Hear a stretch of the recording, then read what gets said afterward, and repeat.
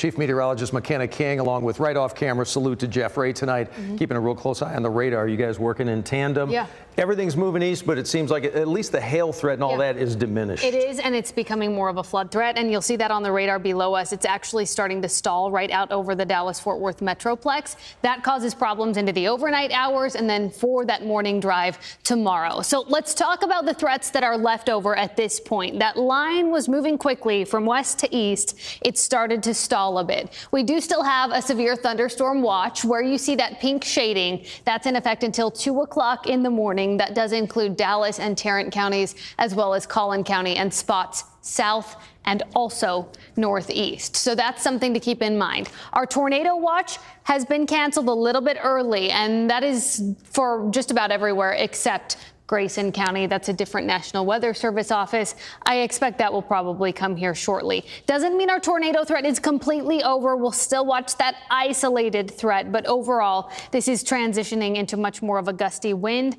and a flood threat. A flash flood warning is in effect until 12:45 at least, and that is through all of the Metroplex counties, Tarrant, Dallas, Denton, Collin counties, where we do have rain that is just starting to pile up, some of those training showers and thunderstorms.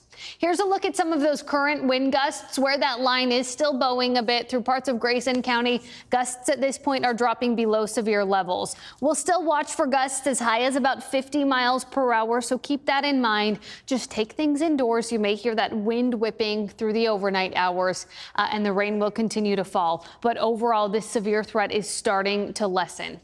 This is a look at some of those storm reports. Just in the last couple of hours, we've dealt with several tornado warnings as this started in our western counties. We saw winds upwards of 80 miles per hour, tennis to baseball sized hail. And then as this pushed closer to the Metroplex, that line is becoming much more ragged. And here's how it looks on radar at this point. Starting to slow down quite a bit as it moves right out over DFW and heads right into Dallas County.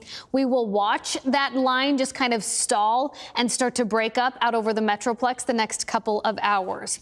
Now, as we get into those early overnight hours, here's how that looks. It falls apart over us, but in waves. We do still see rain activity during your early Wednesday morning hours and then into the Wednesday morning commute. That leads to that elevated flood threat as we head through that time frame. Of course, the soil is still soggy from what we picked up last week. And Jeff, this is quite the line of storms stretching from Dallas up into the Great Lakes. Yeah, this is the biggest severe weather outbreak we have seen so far this spring. And you can see the snow that's going on, by the way, up far north of this whole low. But let's talk about here. Let's talk about tomorrow. It's like we haven't had enough tonight, but you know, there's still a threat for some severe weather tomorrow in some areas of North Texas. So this is how we think the radar looks in the morning. That rain McKenna was talking about in the overnight hours and the flood threat that brings.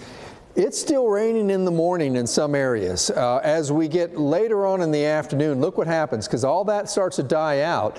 Then you get some daytime heating, and it's still in our fringes, in our eastern edge, with the daytime heating slowing down and some strong thunderstorms really starting to crop up. So this goes on as a severe weather threat in the afternoon, and it's just on our eastern edge. That's where that level 2 is in place for tomorrow. It could be hail, could be damaging winds, isolated tornadoes not out of the question, but that tornado threat probably to the east of us as we cross the afternoon. So we can see as we parcel out the tornado, hail, and wind threat that it's mostly the wind that we're concerned about closer to the Metroplex. The tornado threat is a little further off to the east. Let's talk about that 7-day forecast because it brings good news. We've got a rough day of weather in the afternoon tomorrow, that morning rain and then the thunderstorms in our eastern counties.